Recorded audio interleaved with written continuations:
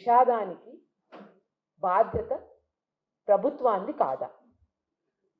అంటే ఇటువంటి ఒక సంఘటన జరిగింది, మహిళలకు, మైనర్ బాలికలకు రక్షణ లేకుండా పోయింది రాష్ట్రంలో.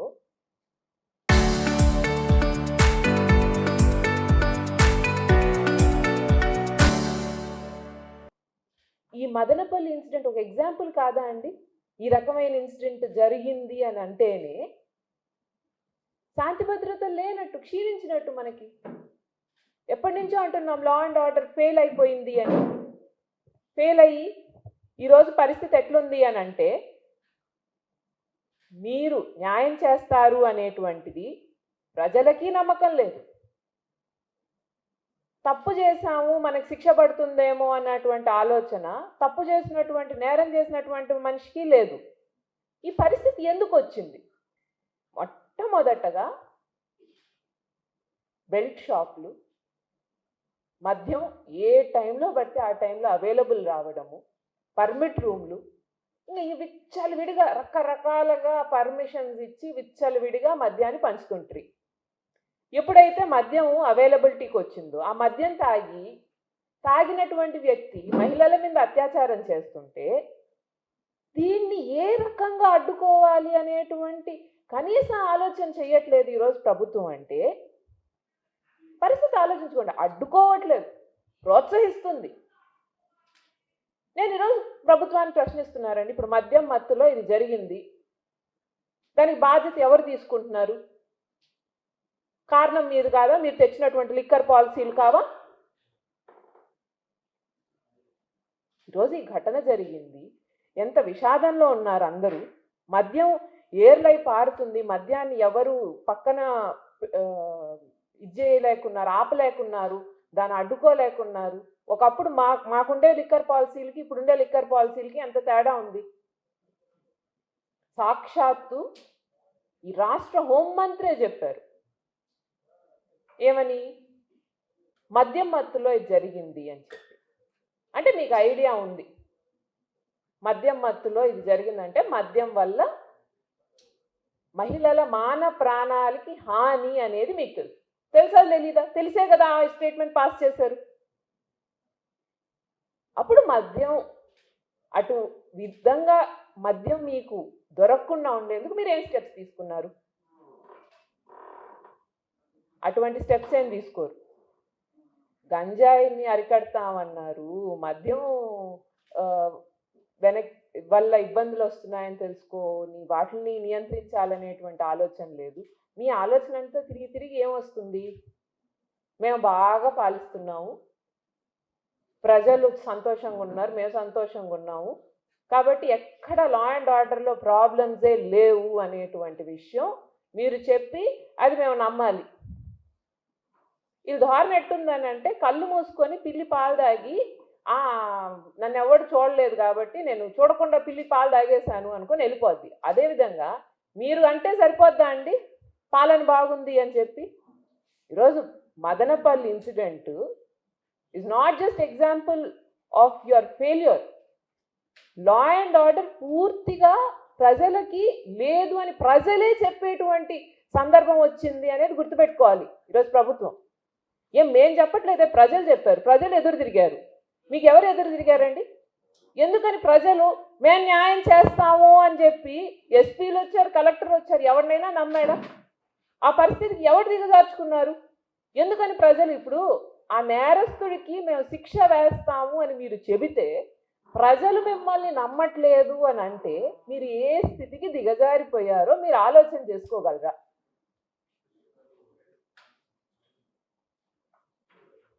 సరే, ఈ ఇన్సిడెంట్ అంతా ఎక్కడికి ఆగిపోయిందండి? ఆ చేసినటువంటి పశువు, ఆ మృగం చచ్చిపోయారు, అయిపోయింది, క్లోజ్, మ్యాటర్ అక్కడికి అయిపోయింది. జరిగినటువంటి ఘోరం నేను 100 సార్లు చెప్పాను, ఇది చేసినటువంటి వ్యక్తి గురించి కాదు, ఆ అఘాయిత్యం ఎవరి మీద అయితే జరగబడిందో ఆ మనిషి కోసం పోరాటం చేస్తున్నాం. ఆ పిల్ల అయితే వెనక్కి రాదు కదా, ఆ బిడ్డ వెనక్కి వస్తుందా? 7 ఏళ్ళండి, చంపి డ్రమ్ములో వేసేస్తే అతను చచ్చిపోయాడు కాబట్టి ఇంకా అక్కడికి అయిపోయింది. ఆ సిచ్యువేషన్ ఎవరి వల్ల వచ్చింది? ఎందుకని ఆ సిచ్యువేషన్ గురించి మాట్లాడట్లేదు, ఎంతసేపు ముద్దాయి గురించి మాట్లాడుతున్నారు, జరిగినటువంటి క్రైమ్ గురించి మాట్లాడుతున్నారు. కానీ ఏ సిచ్యువేషన్ వల్ల ఆ క్రైమ్ వచ్చింది, ఆ క్రైమ్కి లీడ్ అయ్యే ప్రతి సిచ్యువేషన్ని మనం అడ్రస్ చేయాలి అనేటువంటి ఆలోచన ఎందుకు లేకుండా పోయింది? గంజాయిని ఎందుకు నిరోధించలేకున్నారు? మద్యాన్ని ఎందుకు నియంత్రించలేకున్నారు ఈ ప్రభుత్వం? ఈరోజు ప్రజలు రివోల్ట్ అయ్యారు. ఆ చేసినటువంటి తప్పు చేసిన వాడికి శిక్ష పడింది. భగవంతుడు శిక్షించాడు, మీరు శిక్షించలేకపోయారు. సరే, ఇదంతా జరిగింది. ఇక్కడి నుంచి అయినా ఒళ్ళు దగ్గర పెట్టుకుంటారు, ఇక్కడి నుంచి అయినా జాగ్రత్తగా ఉంటుంది, మద్యం పాలసీల్లో కానీ దానికి సంబంధించి ఏమన్నా మార్పులు వస్తాయి అని అనుకుంటే, జరిగి 2 రోజులు కాలేదు, ఈరోజు మళ్ళీ ఇంకో న్యూస్. మద్యం మత్తులో సొంత కన్న తండ్రే బిడ్డ మీద అఘాయిత్యానికి పాల్పడ్డారు. ఇంకేం జరిగినట్టు, ఇంకేం న్యాయం జరిగినట్టు, ఇంకేం మార్పు వచ్చినట్టు? ఒక తప్పు జరిగితే ఆ తప్పుని మీరు సరిదిద్దాల్సిందే కానీ తప్పు జరిగింది దానికి శిక్ష ఇస్తాం అక్కడికి అయిపోయింది అనేటువంటి ధోరణికి వచ్చారు. ఒకటా రెండా? రోజు పేపర్ ఎత్తితే ఇదే గొడవ, రోజు కేసులు, రోజు మహిళల మీద అఘాయిత్యాలు, అత్యాచారాలు, రేపులు, మర్డర్లు, హత్యలు. ఇంతే, పేపర్ తీస్తే ఇదే ఉందండి. హిందూపూర్ ఎమ్మెల్యే ఎవరండి? హిందూపూర్కి ఎమ్మెల్యే బాలకృష్ణ గారు. బాలకృష్ణ గారు ఎవరు? సాక్షాత్తు ముఖ్యమంత్రి బావుమరి, లోకేష్కి మామగారు. ఆయన అనుచరుడే, మీ మనిషే. ఒక మైనర్ బాలిక మీద అఘాయిత్యానికి పాల్పడితే మీరేం చేశారండి? మేము పార్టీ నుంచి సస్పెండ్ చేసేసారు. Very good. అంతే. అంటే ఒక మనిషి ఒక మైనర్ బాలిక మీద అఘాయిత్యానికి పాల్పడితే భారత రాజ్యాంగం విధించే శిక్ష ఏంటి? లా అండ్ ఆర్డర్ విధించే శిక్ష ఏంటి? పార్టీ నుంచి సస్పెండ్ చేయడమా? ఆ మనిషి మీద పోక్సో కేసు బుక్ చేయాలా వద్దా? ఆ మనిషికి శిక్ష వేయాలా వద్దా? ఆ మనిషి మీద ఇన్వెస్టిగేషన్ జరగాలా వద్దా? మేము పార్టీ నుంచి సార్ ఇది చేసేసాం, అయిపోయింది, క్లోజ్. ఈరోజు జనాల ధోరణి ఎట్టుందంటే, ఇప్పుడు నేను పార్టీలో ఉన్నాను కాబట్టి నన్ను పార్టీలోంచి తీసేస్తే అదే శిక్ష. ఈరోజు మీరు మీ వాళ్ళకి ఇవ్వని ధైర్యం ఇవ్వకపోయి ఉంటే ఇంత పనులు చేయడానికి, ఈ రకంగా వాళ్ళు మేము ఏం కావాలంటే అది ఇష్టారాజ్యంగా ప్రవర్తించడానికి అవకాశం ఉంటుందా? పోలీసులు వీళ్ళ మీద కదా కేసులు పెట్టాలి. పోలీసులు వీళ్ళ మీద కేసులు పెట్టరు, పోలీసులు వీళ్ళ మీద యాక్షన్ తీసుకోరు, పోలీసులు ప్రజల శాంతి భద్రతల గురించి ఆలోచించరు. వాళ్ళు ఏం చేస్తారు? రెడ్ బుక్ రాజ్యాంగాన్ని అనుసరించి దాడులు చేసే వాళ్ళకి పరోక్షంగా సహకరిస్తూ, వాళ్ళు ఎంకరేజ్ చేస్తూ, ఎవరి మీద దాడులు చేసినా, మహిళల మీద దాడులు చేసినా కానీ పట్టించుకోకుండా గమ్ముకుంటారు. ఈరోజు పోలీస్ ఫెయిల్ అయిపోయింది, ప్రభుత్వం ఫెయిల్ అయిపోయింది, ప్రజలు మాకు న్యాయం కావాలి అని రోడ్డు మీదకి వచ్చారు. ఎక్కడ పోయాయండి సీఎంగా మాట్లాడినటువంటి మాటలు? చంద్రబాబు నాయుడు గారు ఏమన్నారు? ఆడవాళ్ళ మీద చెయ్యేస్తే అదే ఆఖరి రోజు. ఎదుగో వేస్తూనే ఉన్నారు రోజు. మీరు డైలాగులు చెప్పేది, అక్కడ కూర్చునేది, వెళ్ళిపోయేది. దాని తర్వాత ఆ బాధితులకు కానీ లేకపోతే దానికి సంబంధించిన వాళ్ళకు కానీ న్యాయం చేశామా, వాళ్ళకు అండగా ఉన్నామా, వాళ్ళ గురించి ఏమైనా ఆలోచన చేశామా అనేటువంటిది 1% కూడా లేదు కదా.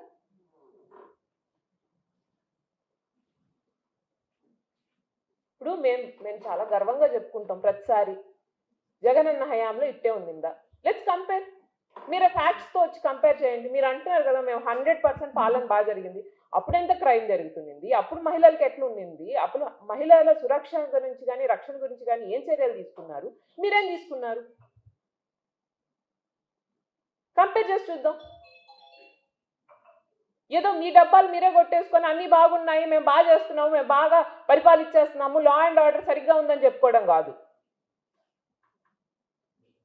ఆ రోజు జగనన్న హయాంలో మహిళలకి రక్షణ ఉండింది. ఆడవాళ్ళని తాకాలి అని అంటే భయం వేసేది. లేదు, చట్టాలు ఉన్నాయి వీటికి సంబంధించి, దిశ యాప్ ఉండింది, దిశ చట్టాలు ఉన్నాయి, వీటి వల్ల మనం ఇబ్బందులు పడతాము, మనం తప్పించుకోలేము. ఎవడైతే తప్పు చేస్తారో వాడికి మనం ఏదన్నా తప్పు చేసి తప్పించుకోవచ్చులే అనేటువంటి ఆలోచన లేదు కదా. తప్పు చేస్తే తప్పించుకోలేమన్న భయం ఉండింది. ఈరోజు ఏముంది? తప్పు చేస్తాం, తప్పించుకుంటాం, 4 రోజులు ఏదో ఇది నడుస్తుంది హైడ్రామా, దాని తర్వాత మేము యాజ్ యూజువల్ అందరు మళ్ళీ నార్మల్, బ్యాక్ టు నార్మల్కి వచ్చేస్తారు అనేటువంటి లేకి భావం వచ్చేసింది అందరికీ.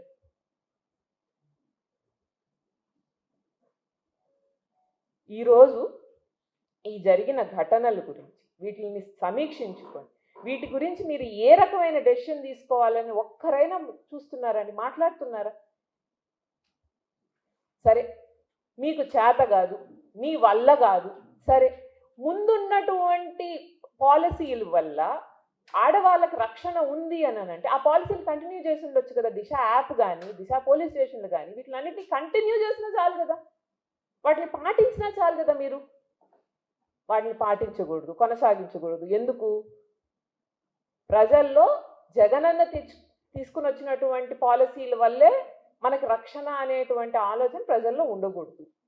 అందుకని పాపం ప్రజలు ఎన్ని ఇబ్బందులు పడ్డా, మహిళల పైన అఘాయిత్యాలు జరిగినా, అత్యాచారాలు జరిగినా, హత్యలు జరిగినా మీరేం చేస్తారు? గమ్ముగా కూర్చొని చూస్తారు. పోలీసులు వెళ్ళి ఎంతసేపు ప్రతిపక్షం వాళ్ళ మీద కేసులు పెట్టుకోవడంలో బిజీగా ఉన్నారు. పాపం వాళ్ళకి టైమే లేదు వీటిలన్నింటినీ పట్టించుకోవడానికి. ప్రభుత్వ పెద్దలు మాత్రం వచ్చి మేము అంతా లా అండ్ ఆర్డర్ సక్రమంగా చేసేస్తున్నామని చెప్పేసి వెళ్ళిపోతారు. అది మీరు చేసేటువంటి పని. మీ ధోరణ మీది ఎంత ఘోరంగా తయారైందంటే అండి,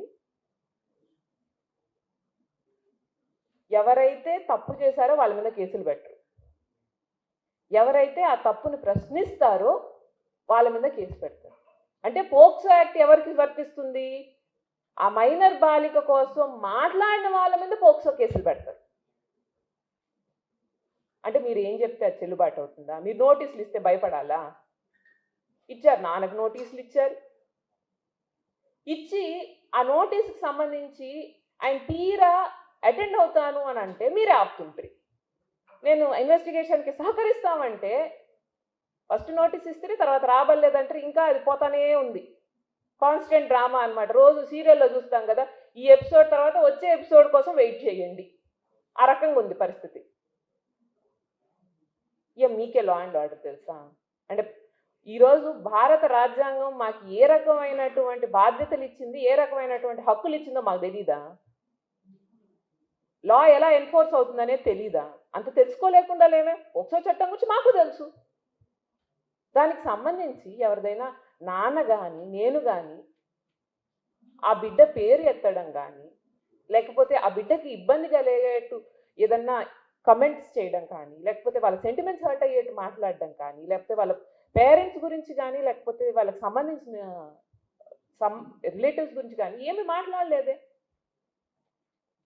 ఆ రోజు పోయి ఆ బిడ్డని చూసి జరిగినటువంటి ఘోరం, మేమున్నాం మీకు అనేటువంటి ఒక సందేశం ఇవ్వడానికి తప్ప దేనికి వేరే ఏ రీజన్ లేదా వెళ్ళి ఆ ఇంటికి వెళ్ళి రావడానికి నాన్నకి. అంటే తప్పు చేసిన వాళ్ళని మీరు శిక్షించరు, తప్పు చేసిన వాళ్ళని మీరు వదిలేస్తారు. పాపం ఈ రకంగా బాధపడిన వాళ్ళని మీరు పట్టించుకోరు. మేము వెళ్ళి పట్టించుకొని ఓదార్చి అండగా నిలిస్తే మా మీద కేసులు పెడతారు. మా మీద కేసులు పెడతారు, సరే ఓకే. సరే, అదే టీడీపీ నేతలు పోయి దాని గురించే వాళ్ళ ఇళ్లలోనే మాట్లాడొస్తే వాళ్ళ మీద కేసులు పెట్టరు. ఇది సమన్యాయం అంటారు కదండి, అది ఎక్కడుంది మనకి? అంటే మీరు ఎవరి మీద అయితే ఇష్టం లేదో వాళ్ళ మీద కేసులు పెడతారు, ఇష్టం ఉన్న వాళ్ళు వదిలేస్తారు. మీ ఇష్టం, మీ చేతిలో గవర్నమెంట్ ఉంది, మీ చేతిలో అధికారం ఉంది, ఇష్టారాజ్యంగా ప్రవర్తిస్తాము అని చెప్పి మీరు ఈ రకంగా ప్రవర్తిస్తుంటే ఎవరు ప్రశ్నించరా? ప్రజలు ఎదురు తిరగ ఒక ఇన్సిడెంట్ ఈరోజు ఎదురు తిరిగారు. మీరు ఇదే రకంగా చేస్తే ప్రజల్లో అసహనం పెరగదా? ఆందోళన అంటున్నారండి అందరూ. నేను అంటాను ఆవేదన. ప్రతి ఒక్కరి ఇళ్లలోనో వాళ్ళకి తెలిసిన వాళ్ళు, వాళ్ళకి సంబంధించిన వాళ్లకు ఇటువంటి ఇన్సిడెంట్లు పదే పదే జరిగినప్పుడు ప్రజల్లో ఏ రకమైనటువంటి ఆవేదన ఉంటుంది? ఈరోజు అక్కడ జరిగింది, రేపు మనకి జరగదు అనేటువంటి గ్యారంటీ ఏముంది అనేది ప్రజలు తెలుసుకున్నారు కాబట్టి వాళ్ళు రివోల్ట్ అయ్యారు. ఈరోజు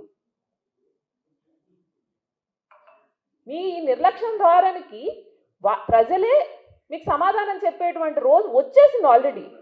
ఇప్పటికీ తెలియకుండా పోలీసులు ఏం చెప్పాలనుకుంటున్నారు?